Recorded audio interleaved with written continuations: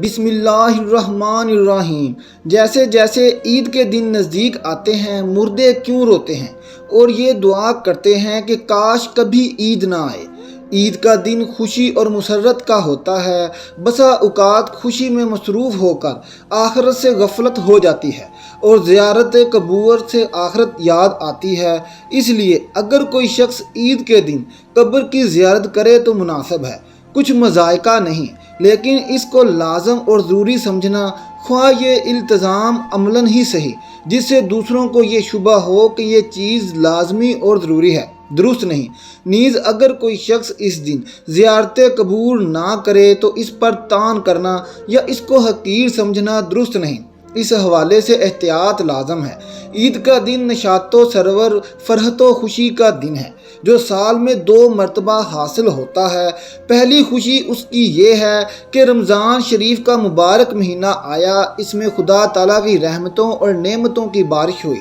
تم نے جی لگا کر مہینہ بھر صبح سے شام تک اپنے آپ کو بھوکے پیاسے رکھا اور رات کو یاد الہی میں بسر کیا۔ اس کی خوشی میں رمضان المبارک کے ختم ہوتے ہی یکم شوال کا دن تمہارے لیے فرحت و خوشی کا دن مقرر کر دیا گیا اور اس دن کو عید الفطر کہتے ہیں۔ یہاں حدیث شریف میں آیا ہے کہ جب عید الفطر کا دن آتا ہے فرشتے رستوں میں کھڑے ہو جاتے ہیں اور آواز لگاتے ہیں، اے مسلمین کی جماعتوں، اپنے رب کریم کی طرف چلو، وہ تمہیں ایک اچھے کام کی توفیق دیتا ہے، پھر اس پر ثواب عظیم فرماتا ہے۔ تمہیں رمضان المبارک کی راتوں میں نماز پڑھنے کا حکم دیا اور تم نے نماز پڑھی، تمہیں دن میں روزہ رکھنے کا حکم دیا، تم نے روزہ رکھا، تم نے اپنے رب کے حکم کی اطاعت کی، اب اس کا انعام حاصل کرو۔ جب نماز عید ختم ہو جاتی ہے تو فرشتے آواز لگاتے ہیں،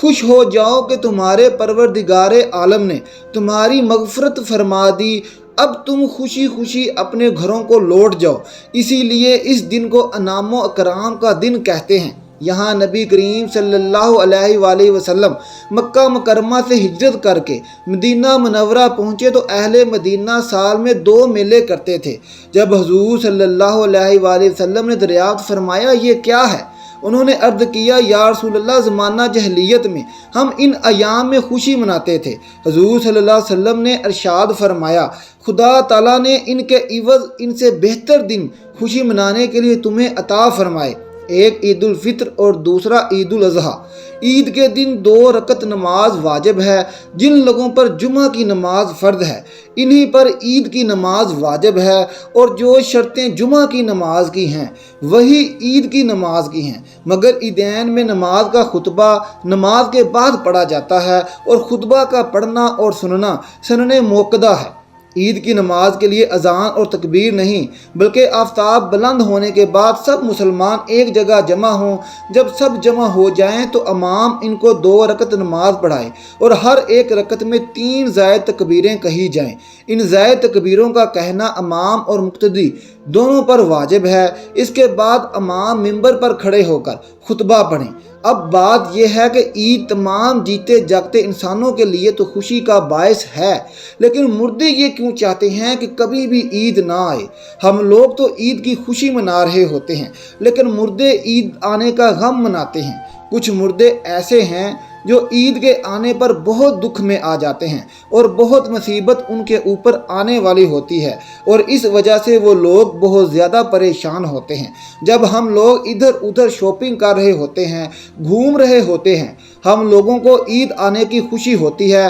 کہ عید جلدی آ جائے، لیکن مردوں کو عید آنے کا دکھ ہوتا ہے۔ آپ صلی اللہ علیہ وآلہ وسلم نے ارشاد فرمایا کہ اگر کوئی انسان رمضان کے مہینے میں انتقال کرتا ہے تو اس کے اوپر عذاب نہیں ہوتا اور قبر میں اس سے سوال و جواب نہیں کیے جاتے، چاہے وہ کتنا بھی گناہ گار بندہ کیوں نہ ہو۔ رمضان میں انتقال اس کا ہو جائے تو رمضان کے مہینے میں برکت اس کو یہ ملتی ہے کہ رمضان بھر اس سے نہ سوال و جواب ہوتے ہیں اور نہ ہی رمضان بھر اس کے اوپر عذاب نافذ کیا جاتا ہے۔ اور جیسا کہ حدیث پاک کا مفہوم ہے کہ قبر کے اندر مردے کے لیے جہنم کی کھڑکی کھول دی جاتی ہے اور وہ مردہ قبر کے اندر جہنم کی تپش کو محسوس کرتا ہے، تو جو گناہ گار مردے ہوتے ہیں وہ اس طرح سے جہنم کے عذاب کو اور گرمی کے قبر کے اندر محسوس کرتے ہیں۔ لیکن جب رمضان کا مہینہ آتا ہے تو آپ صلی اللہ علیہ وآلہ وسلم نے ارشاد فرمایا کہ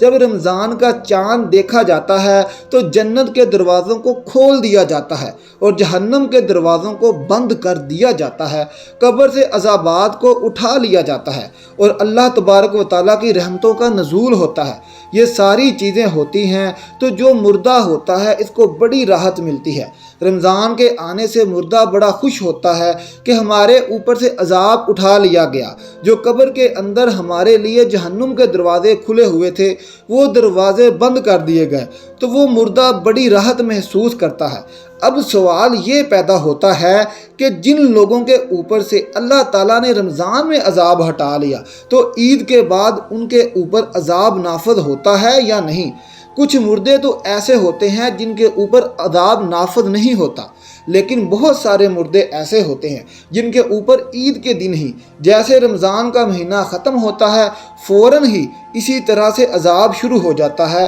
جیسے پورا سال وہ لوگ قبر میں سزا اور عذاب بھگت رہے تھے۔ عذاب میں وہ لوگ پھر ملوث ہو جاتے ہیں، گرفتار ہو جاتے ہیں۔ بعض علماء فرماتے ہیں کہ جب کوئی انسان رمضان کے مہینے میں انتقال کرتا ہے اور اسے قبر میں سوال و جواب نہیں ہوتے، اور جب ایک مرتبہ اللہ تعالیٰ کسی اوپر سے عذاب کو اٹھا لے تو پھر دوبارہ ان پر عذاب نازل نہیں کیا جاتا، بشرطے کہ اس لیے کوئی اصال ثواب کر رہا ہو یا مغفرت کی دعا کر رہا ہو۔ ہر مردے کو اس کے اعمال کے مطابق سزا دی جاتی ہے۔ جو نیک لوگ ہوں گے جن کو اللہ تعالیٰ نے کافی کر دیا کہ ان کو 2، 4، 6 مہینے سزا ہوگی، بس اب ان کے اوپر سے سزا نافذ نہیں ہوگی، پھر رمضان کی برکت سے ان پر سے عذاب اٹھا لیا گیا، تو اب اگر اللہ نے چاہا تو ان پر پھر کبھی عذاب نہیں ہوگا۔ لیکن اگر کوئی بہت زیادہ گناہ گار ہے، مثلا کوئی ایسا بندہ ہے جس کا اسلام سے تعلق ہی نہیں ہے،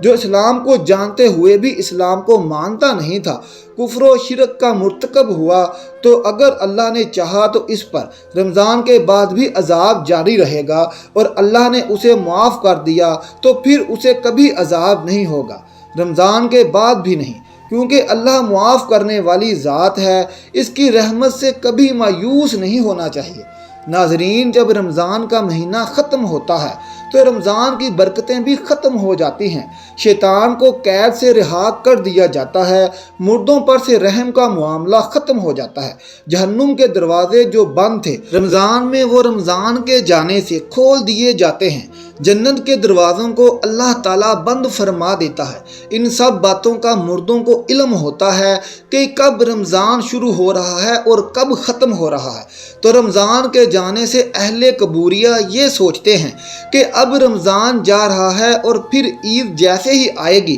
اس کے بعد ہم پر عذاب کو پھر سے نافذ کر دیا جائے گا، جس کی وجہ سے وہ غمگین ہو جاتے ہیں اور روتے ہیں۔ رمضان بھر تو مرحومین کی عید ہوتی ہے کہ ان پر کوئی عذاب نہیں ہوتا۔ ہم لوگ رمضان کے آخری عشرے میں جب اپنی مغفرت کی دعائیں اللہ رب العالمین سے کرتے ہیں تو پھر ہمیں اپنے مرحومین کے لیے بھی زیادہ سے زیادہ اصال ثواب کرنا چاہیے، اور صرف اپنے ہی مرحومین کے لیے نہیں بلکہ تمام مومنین، مومنات و مسلمات جملہ کہا کریں کہ جو بھی مسلمان اس دنیا سے رخصت ہو چکے ہیں، اللہ تبارک و تعالیٰ ان تمام لوگوں کی مغفرت فرمائے اور اللہ تعالیٰ ان کو جنت الفردوس میں اعلیٰ سے اعلیٰ مقام عطا فرمائے، آمین ثم آمین۔ ناظرین، آخر میں کومنٹ باکس میں ایک بار سبحان اللہ لکھ دیں اور ہمارا چینل سبسکرائب کریں تاکہ ہر آنے والی نئی ویڈیو سب سے پہلے آپ تک پہنچ سکے۔ شکریہ۔